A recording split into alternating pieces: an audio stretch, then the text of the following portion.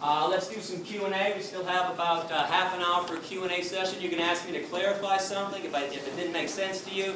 Something in the video, what was going on, why it was going on, how I got started, jail stories, whatever you want. I'm here to please. Somebody popped up back there first.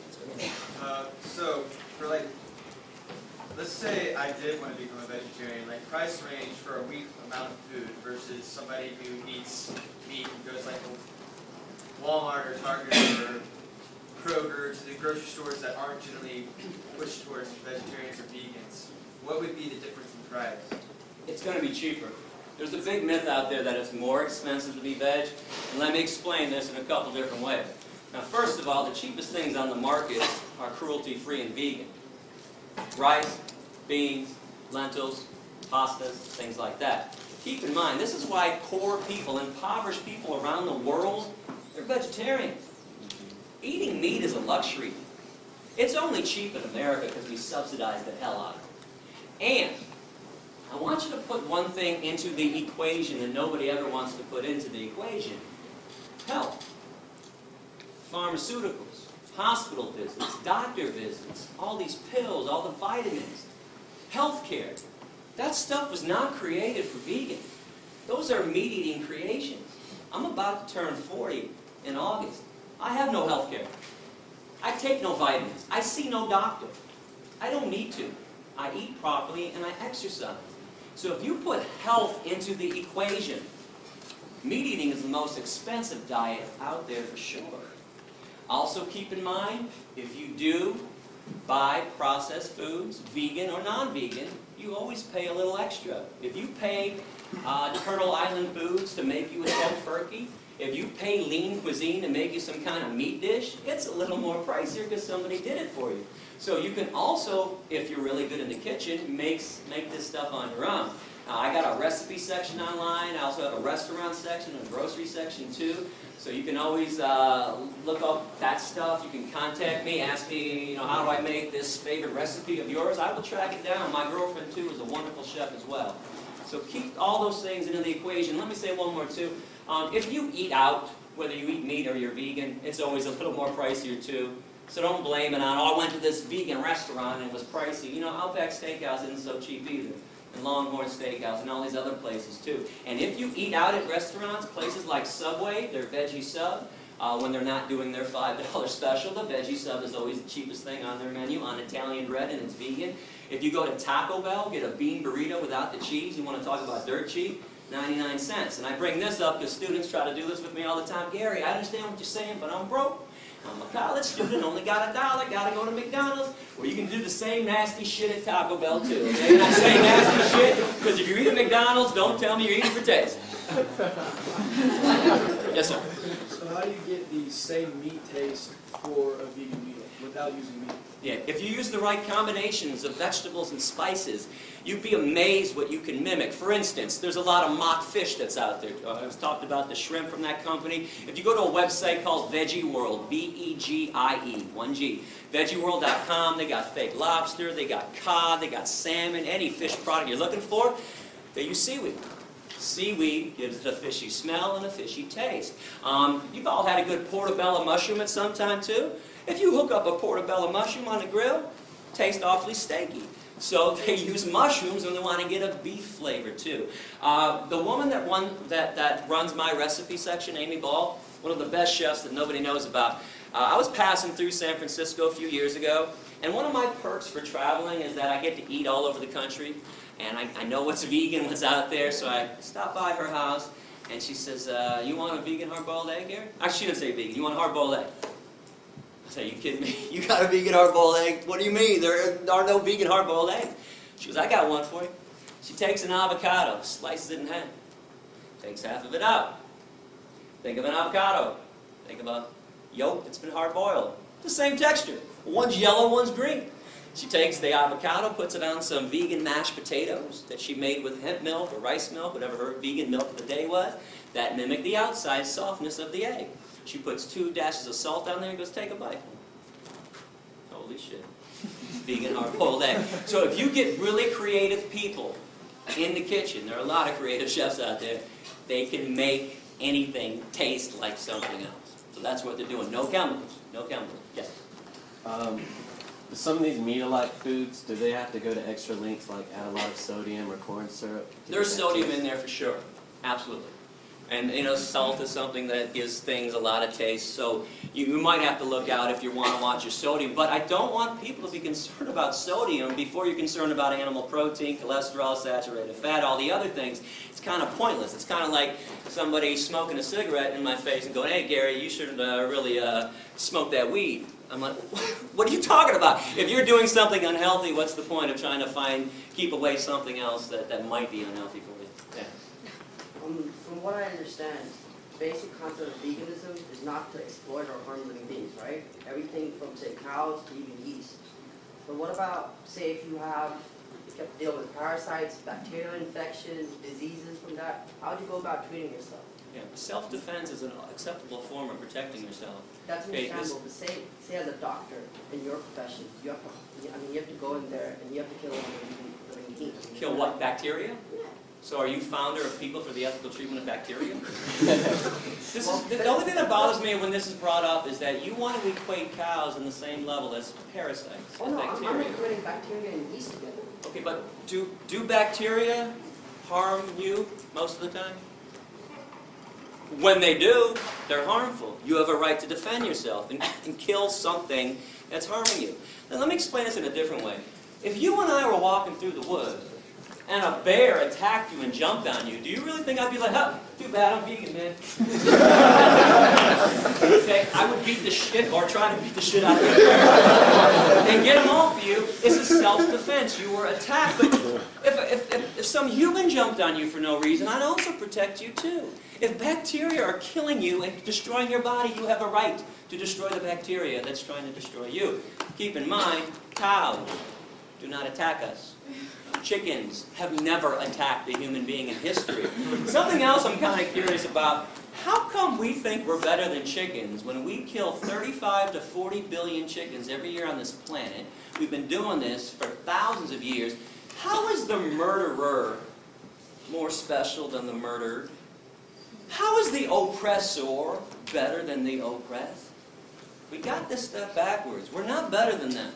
We're the ones attacking them. That makes us less important. That makes us worse. That makes us evil. Yes, sir.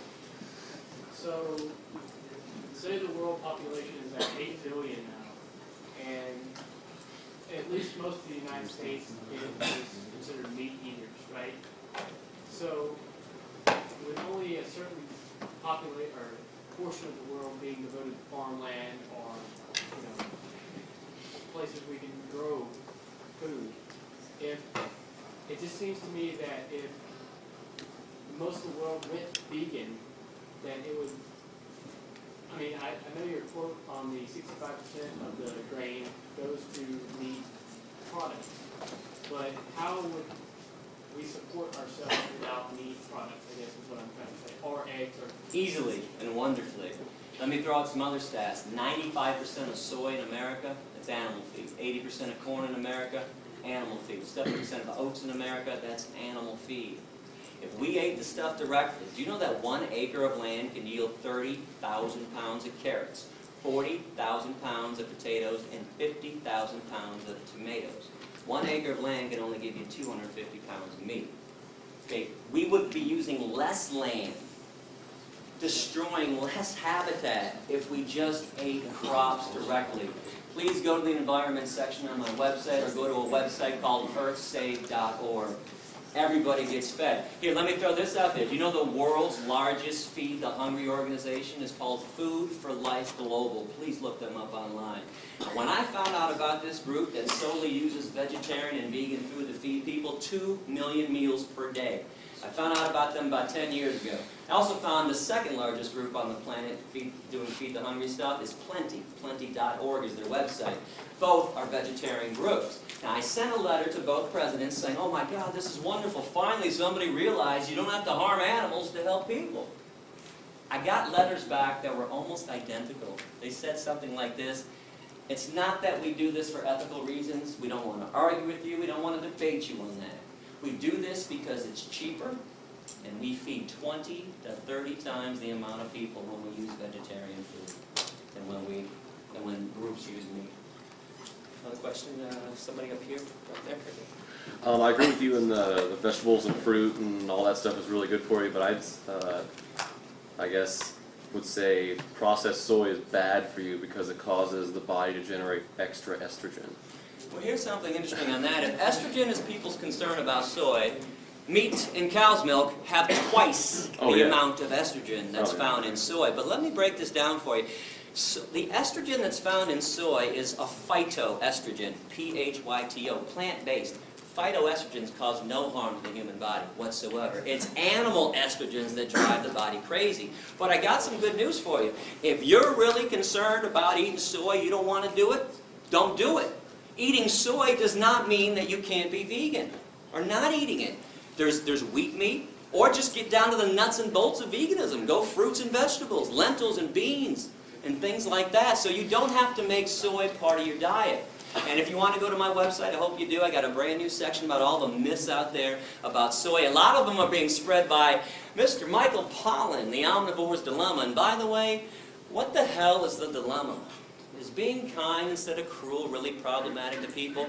Michael Pollan, by the way, is a hunter, is an unpaid spokesman for the meat and dairy industries. Please do not go listening to the Food Incorporated movie or to his Omnivore's Dilemma book. He's nothing but Ted Nugent light. I was just wondering if you only bought products made in the U.S. because you're advocating like cruelty-free, but then what about like cruelty to other people in sweatshops? Do you only buy American? Oh yeah, nowadays you can look at the tag, and it's from Hemptown. I buy my stuff from vegan companies that pay a fair wage, and yeah, I don't do the Target stuff anymore, the Kohl's or anything like that. There are a lot of other issues to be concerned about, and I'm glad that this is brought up. But let's keep in mind the main form of cruelty on the planet is what we do to the animals. But please get involved in other issues like avoiding sweatshops, trying to buy locally and all that stuff. Do you find that it's affordable to buy? You know, I got 3 of these shirts. I just ordered them. They were $9 each. And they were dirt cheap too. It's not as difficult as people think to live ethically. It only seems that way because we're used to the other way of not caring about where products come from, not caring about what happens to other animals and to other human beings. What country were you kicked out of? Canada kicked me out first in 1999. This happened because in 1997 I decided I wanted to do more than just be vegan. I wanted to actually free animals who were being held captive. So I went to a mink concentration camp, a fur farm for animals, the Ebert's Fur Farm in Blenheim, Ontario. Now, I'm from Michigan, so Canada's right across, half an hour, 45 minutes away. So I went to this farm and I opened up the cages for 1,542 mink. Now, mink in the fur industry are killed 2 ways. One, they have their necks manually broken. They take them out of a cage and snap their neck against somebody's knee, or they gas them back to the concentration camp stuff. Now, things went badly that evening. I was arrested, and quickly, 540 mink actually escaped that night. Holes were cut in the perimeter fence. There was a little dirt road. And then there were 600 acres of forest. That's all they had to do was get across the street, find a way out. Unfortunately, 1,000 mink never made it off the grounds. For that, they were doomed. All I can give them or anyone else would be a chance to be free. I mean, let's face it, if you were all being held in captivity, you were going to have your neck snapped, your skin ripped off your body so somebody else could make a pair of slippers. You'd all be going, man, I hope Gary's coming by tonight. Open up this damn cage, give me a chance. So I got arrested that night. I was put in maximum security, by the way. I was given a 6-month sentence. I did 77 days before they deported me and threw me out, made me persona non grata. And let me just tell you a quick little story, too. While I was in jail, I was with some pretty bad people, child molesters, rapists, murderers, people who tried to stab people. They were trying to teach me a lesson. They put me in one of the worst places around. So they put me in the unit on day 1, kind of a holding unit before they moved me to my unit. And there's a TV set on in the corner. And the alpha male's got the clicker, and he's 5, 5:30, 6, 6:30 news. Lead story in Canada that night. International terrorist Гэри Юрофски sent to jail tonight. Гэri Юрофski, international terrorist, sent to jail. I got international terrorist with every mention of my name. I'm from Michigan, it's Canada. I am now the local. So, I don't know anybody on day 1. I'm standing in the back of the cell, and they're all huddled around the TV. And they finally realize I'm in there with them. One guy's kind of standing like this, and he's looking around. Hey, that's the guy back there. It goes around, that's the guy back there. Now the alpha male gets in, he walks up to me, pretty big guy, he's like, you an international terrorist? I said, yeah. So that's fine, man, you don't look like an international terrorist. I said, maybe it's because I'm the exact opposite of one. Here's what I did. I freed some mink. They're going to have their necks broken. Now, the first thing he said to me, I preached a lot in jail. First thing everybody said to me was, what the hell's a mink? It's like a big ferret. It's an rodent. And the next thing that was always said to me, this is not verbatim, but the intonation is verbatim. It went something like this. Wait a second. They put you in here with us? Because you freed some rats? And the emphasis was always on us. They knew they were bad with us? I said, no, they put me in here with you because I also caused $2.1 million in damage to the mink farm and put the guy out of business permanently to this day, and we don't tolerate economic sabotage in our society. One more thing I want you to think about. When they first arrested me, they refused to give me bail. They thought I was going to bail out, go back to Michigan, and there's no extradition for mink liberation. So I had a 10-day bail hearing. I bring this up because I challenge anyone in this room. Find me a 10-day bail hearing for a rapist, a murderer, or a child molester. Won't do it, but the mink liberator gets 10 days. Now, on day 10, my attorney, Steve Rogan, found out that the same exact judge, Elaine Babcock, that had been denying me bail for 10 days, had just given a man from Michigan, 3 weeks earlier, $1,000 bail, second-degree criminal sexual conduct. Now, you know how judges can give when they don't want to hear something in their courtroom. Boy, she goes flush red, top of her voice. She goes, Steve, don't you dare bring that up in my courtroom. That's got nothing to do with this case, and you damn well know it. Now, I'm sitting over in the defendant's box. I can't talk to my attorney now. He's pacing, but in my head I'm going like, don't back down, don't back down, don't back down. So he's pacing and pacing. I'm like, come on, Steve. And 30 seconds later, he turns and he says, you know what, Your Honor? It's got everything to do with this case. My client tried to stop cruelty. And he wants to go to jail at this point and make a statement on behalf of the animals. You gave that guy from Michigan bail for sexually assaulting a woman, and you won't give my client bail? She looks at me for the first time in 10 days. And I was like, $10,000 bail. Now, agree or disagree with lawbreaking, and I hope you understand everybody that we all collectively admire. Dr. King, Gandhi, Rosa Parks, Henry David Thoreau, Jesus, we're all radical lawbreakers. Every single person on this planet that ever made substantive change was a radical lawbreaker. Even if for some reason you don't think that I should be breaking laws or that people should break laws, you can't tell me it should cost $1,000 to sexually assault a woman for bail and $10,000 to free some rats. Bottom line on this, sexually assaulting a woman doesn't affect the economy. And we just don't care about things that don't affect the root of all evil, money. Question? A, what got you started, and B, what's the tattoo? Tattoo is me with a mask on holding a bunny rabbit, and it says Presto et Persto, which is Latin for I stand in front and I stand firm, and it says ALF, Animal Liberation Front, which is a group that goes around, there's no membership, but anybody that goes around and liberates an animal or destroys a place of torture is considered an ALF member. What got me started was my stepdad is a clown in the Shrine Circus. Takes me backstage when I'm 23, and mind you, I got my blinders on too. I could care less about animals besides the dogs that are in my life, or if a chipmunk runs by me, I'm like, hey, look at a chipmunk. Right? But I'm like everybody else. I'm eating dead animals. I can care less about cows and pigs and what they're going through. And he invites me backstage and says, you want to come see the elephants? I'm like, hell yeah, I want to see the elephants. Are you kidding me? Can I bring Wendy with me too? My girlfriend at the time said, yeah, bring Wendy down. So Wendy and I go backstage. We're excited. We're like playfully pushing each other like, I'm first. We get back there and we just stop dead in our tracks. When you see cruelty in front of your face, you don't need somebody to explain it to you. I knew what I was seeing was evil. 3 elephants were lined up in chains, front left foot, back right foot, each of them, chained up to the cement floor of the warehouse of the Michigan State Fairground. I looked to the left, I saw a monkey screaming and grabbing the bars of his prison. I saw 2 tigers to the right of me pacing pathetically. And I turned to Wendy, pardon my language, but I'll tell you exactly what I said. I said, what the fuck is an elephant doing on 8 Mile and Woodward Avenue in Detroit in the first place? She said, I don't know. And we walked up face to face with these elephants.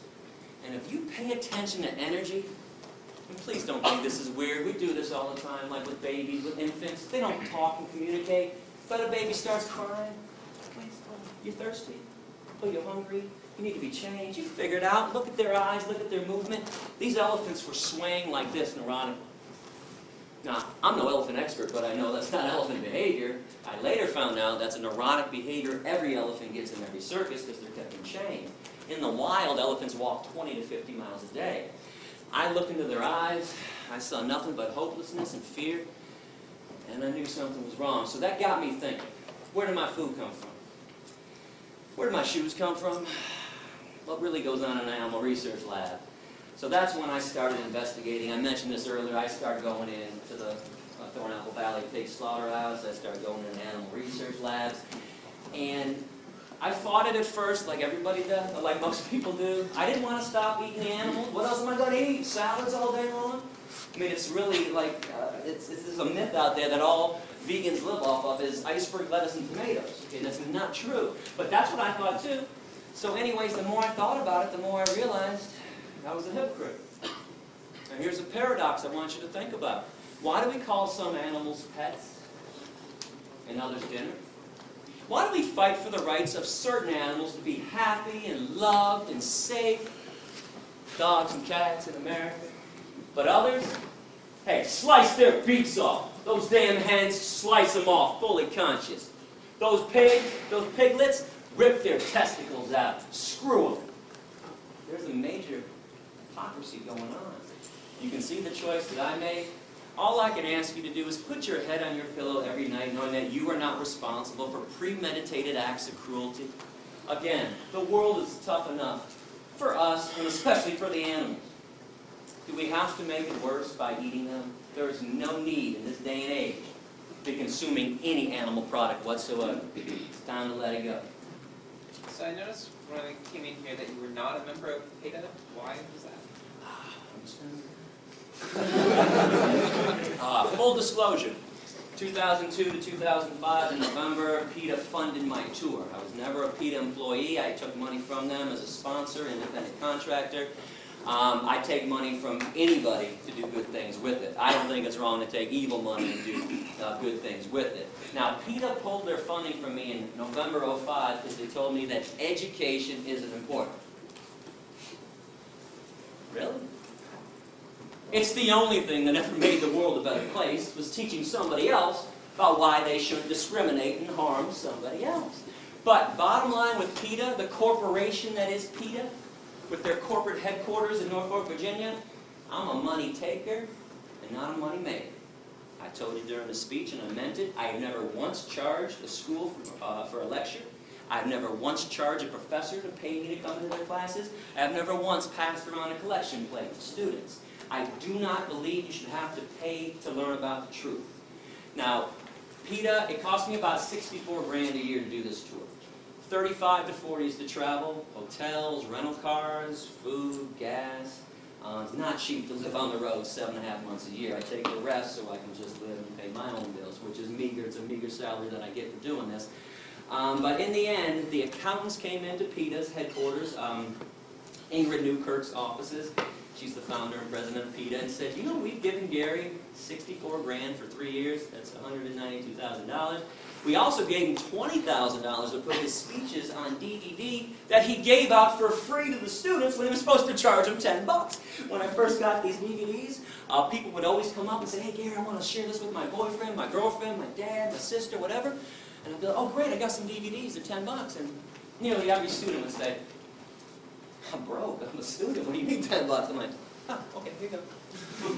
So I gave out at least 95%, if not more, of my DVDs. Well, PETA found out about that. They were pissed off, and I used to say, you guys make $25 million a year. You can't give out a couple thousand DVDs to people that are actually now begging to learn more about animal rights and veganism.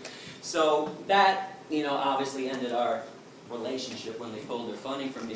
But something else, I always condemned PETA when I first started, while I took their money, and now that I don't take their money, I still condemn them. They exploit women. Their tactics are so ridiculous. They're always looking for a naked woman. Like Pam Anderson. They want to put Pam Anderson's boobs on billboards all the time. Now listen, I dig that Pam Anderson cares about animals, honestly. But her boobs don't make anybody go vegan. Now when I used to bring this up with Ingrid, she used to say, do you know how many people see those billboards than see your speech? I'm like, oh, it's not even close. Millions more. Are you telling me guys are walking through Times Square, New York City, there's Pam on a billboard, and they're going, holy shit, look at those tits. Let's get some tofu. There's no connection. No, listen, I understand why sex is used, why women are exploited to sell products. I don't like it.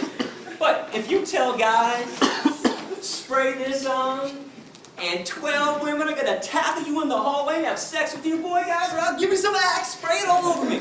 You tell a guy, you're going to get laid if you buy a Harley. Boy, guys want to go get a Harley.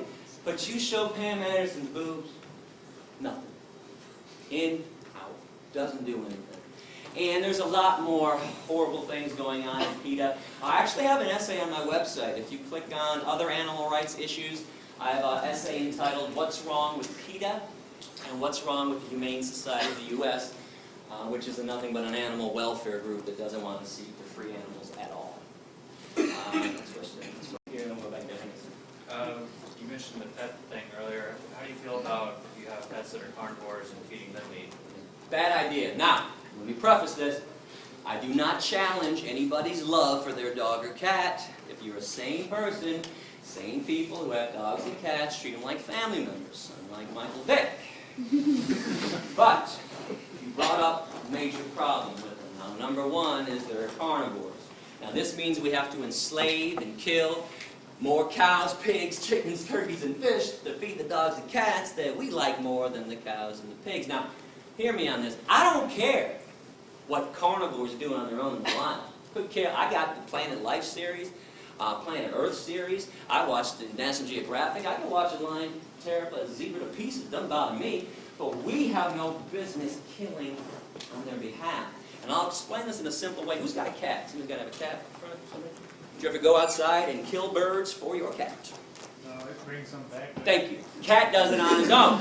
Nobody kills a bird for their cat, but you pay people at the slaughterhouse to kill birds for science diet, ions, and all the other pet food. Just like we pay people to kill chickens and pigs for us, because most people can't shove a knife into somebody else's throat. So, bad idea to have carnivorous pets. Now, good news, in this day and age, there's vegan dog food and cat food.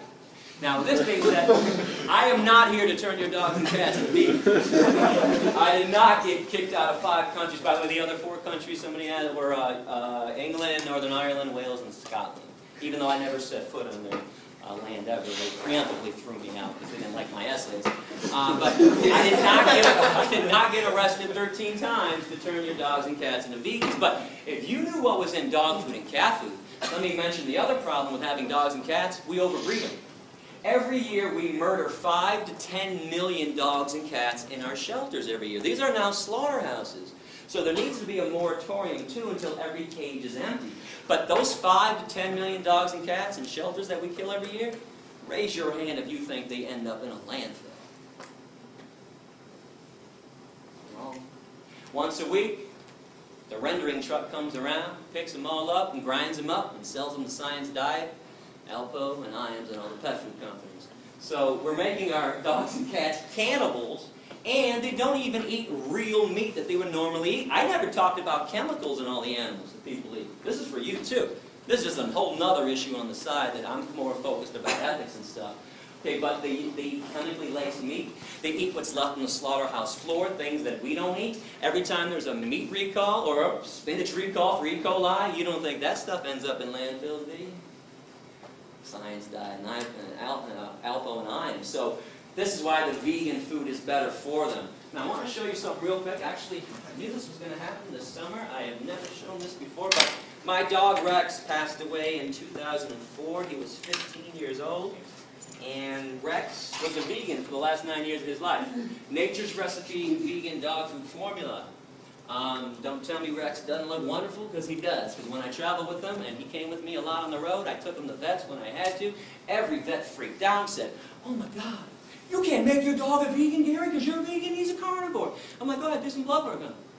They'd all do blood work, call me 3 or 4 days later, say, "Mr. Yurofski, all the vets from the back room right now, we are astonished. Your dog is the most amazing health we've ever seen." I said, "Yeah, that's because my dog doesn't eat garbage." And when I say the garbage too, when I was at Thornapple Valley for 6 weeks, every day I saw a truck pull into the lot. The side of the truck said, "Meat not fit for human consumption." I watched the truck go into the alleyway every day, took 3 garbage bins and dumped them out. The garbage bins. Right off to the pet food companies. Wasn't hard to track that down. So this is why that vegan stuff is better. Now the vegan cat food, by the way, is not on the market. You've got to go online. I think vegancats.com or evolution.com. But vegan dog food is at every pet food store that I've seen. It's called Nature's Recipe. Question? Oh, I'm sorry. Actually, we're out of time. You know what? Thank you very much for listening. I appreciate it.